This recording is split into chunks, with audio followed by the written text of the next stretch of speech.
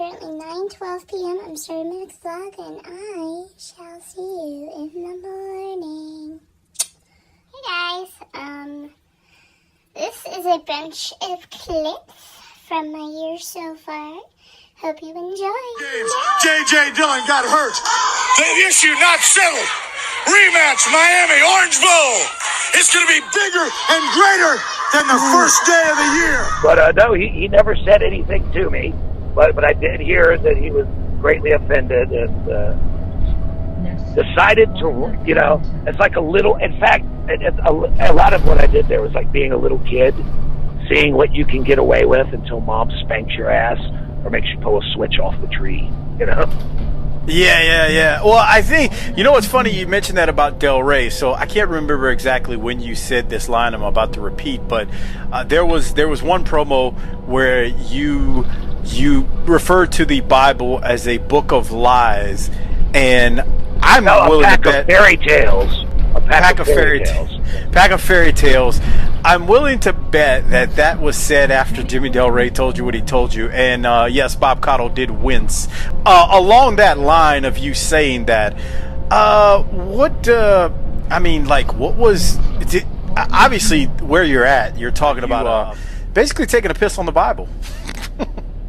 Well, okay, in reality, look, back then, when you're new to the business, you think everything you do is great, right? Yeah. Like when a woman gives birth to an ugly fucking baby, all babies look like Winston Churchill, so, but they think they're the cutest thing, and so I was oblivious, I thought everything I was doing was great, and for the first little while that I was there, because I would have to make these long road trips, and I'd have to drive home all night long when we were just doing TV.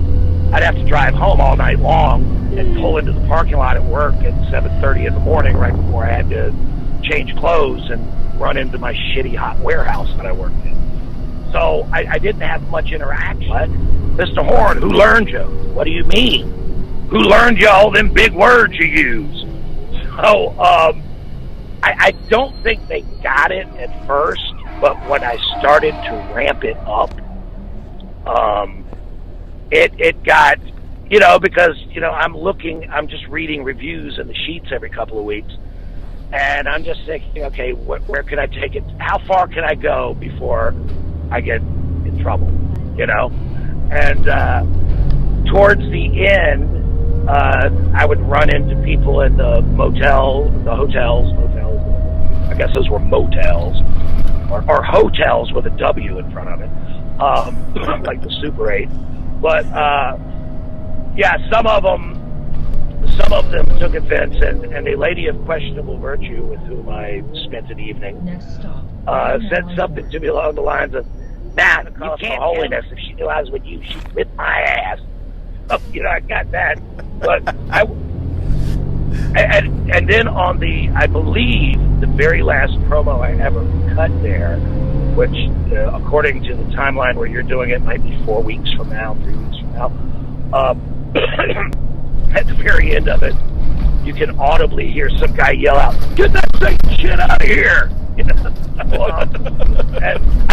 And it's probably a good thing that Cornette fired me when he did, because I trust me, I don't remember what I had lined up anymore, but I had, at that point, I had like a notebook filled out with just bullet points that I was going to insert into whatever the storyline was. And that was pretty much the way I did things, was I would spend the 3 weeks in between tapings fired for doing that. But thankfully, Burnett had the good sense to fire me for something entirely different before I could completely fuck my career up going forward. Speaking of which, I was going to ask you a few other questions about your time there, but while you're talking about your departure from Smoky Mountain Wrestling, can you elaborate on when you left, the circumstances around it? I think you've told it one other time on Cornette's show, maybe, but right. anything you can share on that, because a lot of people did did question it on the Facebook group. They were like, "How did it end? You know, what happened?" So, what happened when you ended up getting the boot by Cornette? Well, I had, I told you I had this shitty job in a warehouse that I didn't care about. Right. And I was firmly convinced, and by this point, Cornette's already, I had convinced myself I'm going to WWF. There's no way around it. I'm look at me next to the rest of these hillbillies.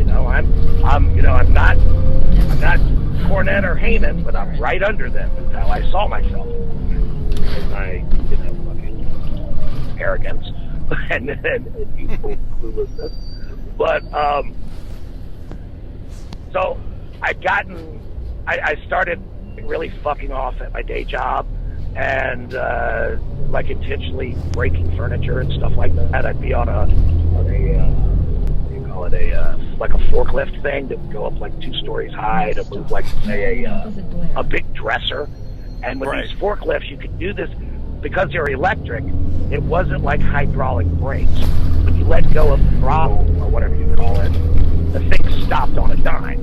And if you weren't awesome people I work with, like, fuck you guys. You guys can stay here with your blue collars. I'm going to go be a TV star. And I started breaking furniture. So I would be hauling ass on these forklifts, and I would slam on brakes and go, oops. And like a fucking expensive oak or cherry dresser or whatever you call it would go float, because of inertia, would just go flying off the end of the thing and hit the ground from 2 stories in the air and just shatter, right? Well, to a degree, you can write that kind of shit off as an accident. But when it's happening 2 and 3 times a day, because you've got some asshole who thinks Smoky Mountain's going to make him a millionaire, so, put up with it. So I had just got fired initially on the phone and about maybe bringing me in to the early incarnation of ECW before it became, the barbed wire hardcore thing. Right. And so I get a phone call from Paul Heyman about a day or 2 after I'm fired. And after I've been fired, I went on a binge. I believe I was fired on a Friday. So I go on a weekend binge, and I'm just hammered, pissed off that I lost my job, and kind of celebrating. Heyman calls me and says, hey, is it true Smoky Mountain Wrestling's going out of business? Now, then that scared me because, oh shit, wait a minute, I lost my shoot job. But wait a minute, I can't be getting fired from Smoky Mountain. So I go into panic mode. And I'd read in the sheets that Cornette was starting to catch heat, like in the Pro Wrestling Torch and things like that, because there was like a rise. Oh yeah, in late '93, there was what Wade Keller called the race riot, which Bobby Blaze has told me was not a race riot; it was a riot. Right. But it was a race riot, and so all that had happened, and the story had come out, and by that point, Corny had basically told Wade Keller if he ever sees him, he's going to fucking kill him, and so on and so forth. So yes, there was some heat between he and the Torch at that point. Right, but there was, within the sheets, there was starting to be the equivalent of the social justice warriors movement. So Cornette started getting shit on or whatever. And I could only go by what I was reading in the days. But, and he would respond in print occasionally, basically, fuck you that night or afternoon, whatever it was. And I called Casey O'Connor, who was, that's the guy whose car Cornette beat up with a baseball bat. Yes, I know that story. Heard that story. So Casey O'Connor was, I don't know, a runner, production assistant, whatever. But he was a cool guy. I had his phone number, and I called him all drunk, and I said, hey, what's the story? I hear his wife's leaving him, and he's going to close the promotion up. And Casey told me, Van Horn, you really need to mind your own fucking business. He goes, don't worry about Jim Cornette's marital status. Don't worry about the status of the company. You just come here and do what you do, and that's the best thing I'm going to tell you. And I said, okay, well, thank you for your time. Well, then I sat around with my buddy and we drank some more. And then I really said the same thing to me a little more sternly. And I hung up thinking, okay, well, I'm not going to talk about it. I get it. And not long after that, it might have been 30, 45 minutes later, the phone rings. Daryl Van Horn! Jim Cornette! Hey, what's going on? What are we doing next week? You stupid son of a bitch! What business is it of yours if I've got 9 goddamn wives? And he just, I thought Dick Murdoch had cut a promo on me. This son of a, well, you know the promos he cuts on Russo or oh, yeah. Dick Suplex guy? He cut one of those promos on me. I mean, just absolutely fucking destroyed me. And I'm sitting there going, Jim, I'm sorry, you know, I didn't, I got fired and, I got fucked up and, I was just nervous. And I think he may have taken it. I think maybe he really is a stupid, foolish motherfucker. And he told me at the time, well, you know what? He goes, everybody now knows this because you ran your fucking mouth. He goes, it's like a game of telephone. So the word has already spread that you're calling, telling everything that I'm leaving my wife or whatever. And he said, so I can't bring you back right now. So maybe take a little time off and we'll bring you back. But that is and just for the record, you and Cornette are all in good terms these days. But that was how it ended in 1994. Yeah, no, I mean, I spoke to him, I don't know, 6 months after that. I spoke to him a couple times over the years looking for gigs in WWE, and we were friendly, and then when I ran into him in TNA, when he had the misfortune,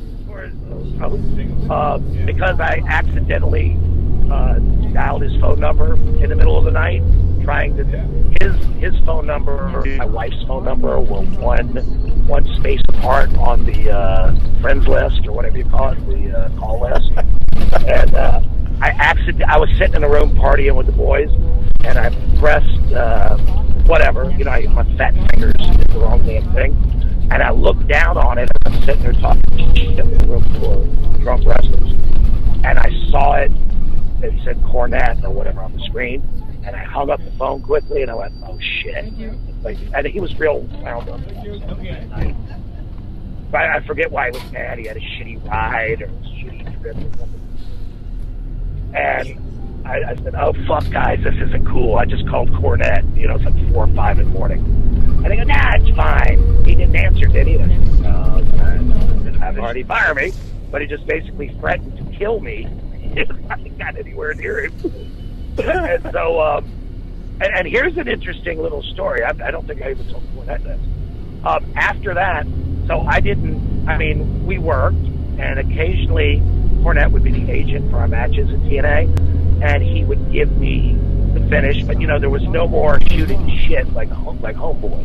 And I was terrified, That's like, I don't know, your hero is, I don't know shit about sports. Name a sports hero. Muhammad Ali. Yeah. If you're a boxer, Muhammad Ali cuts a promo on you. You know what I mean? Yeah. Shit. So I just stayed out of his way. And what Cornette would do then, every time he walked by me, because it wasn't awkward enough to where I would not look at him, but we'd have to pass. I realized that my boy was sort of like his way of saying fuck you. But anyhow, towards the right before I left TNA, I actually took him to because I was going to say, I was getting this custom made devil cane built, right? And I was going to have it made out of, I don't know, plastic or something. I had a guy sculpt it and all this. And then after Cornette told me he was going to kill me, or I'm sure he wasn't going to murder me, but yeah. If I ever pissed him off, he was going to beat the shit out of me. So I called, I canceled the guy who, I had molds made, but I canceled the guy who was going to make it out of some cheap shit. And I found call it foundry or whatever, where they build steel. I had it made out of the head, the devil head on it, made out of stainless steel. Horns and points and shit. Yeah. And I was that fucking terrified. I didn't want to do it.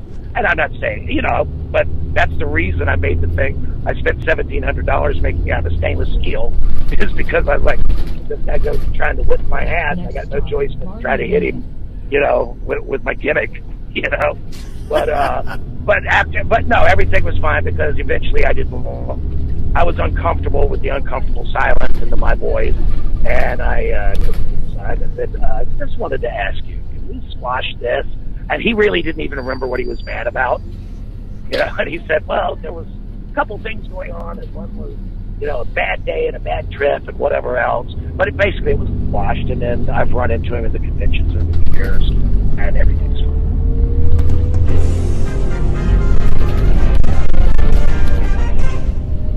Okay, everyone, that was part 1 with the Sinister Minister.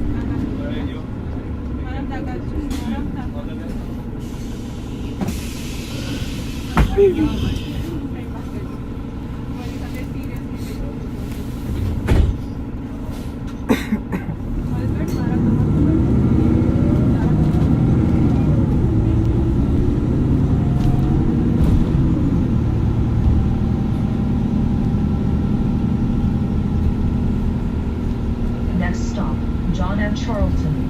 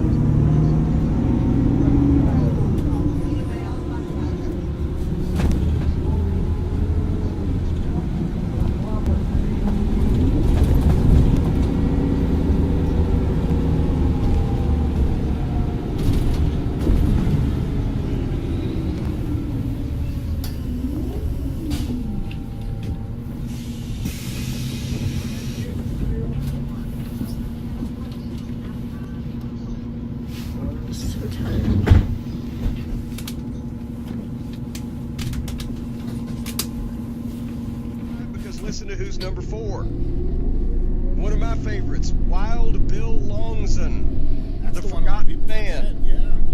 The Forgotten Man. Listen to this. Longson was number 1, not only 7 years, a number 1 box office attraction in the business, 7 years.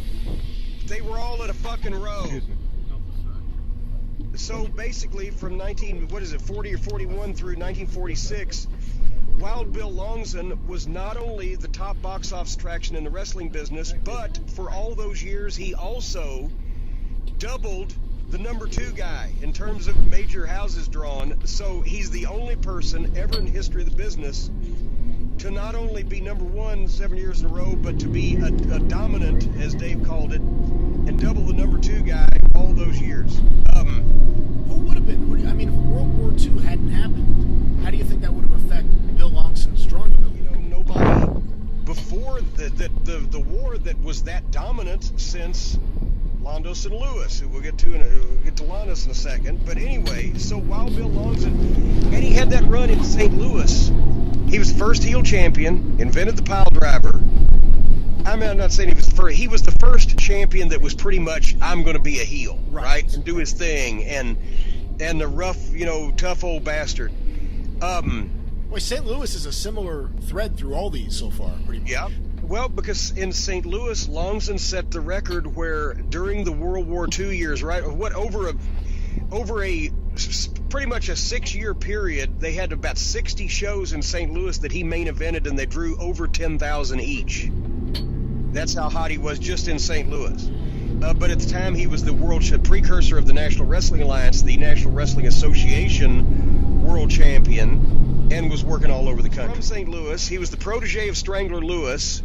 He and Longson were rivals at one point, and then later on worked together in the St. Louis promotion. And Thez, whereas Longson was between 1940 and 1951 was a top 10 box office guy that entire run, and then later on, you know, as the 50s went on, he retired and moved in the promotion side.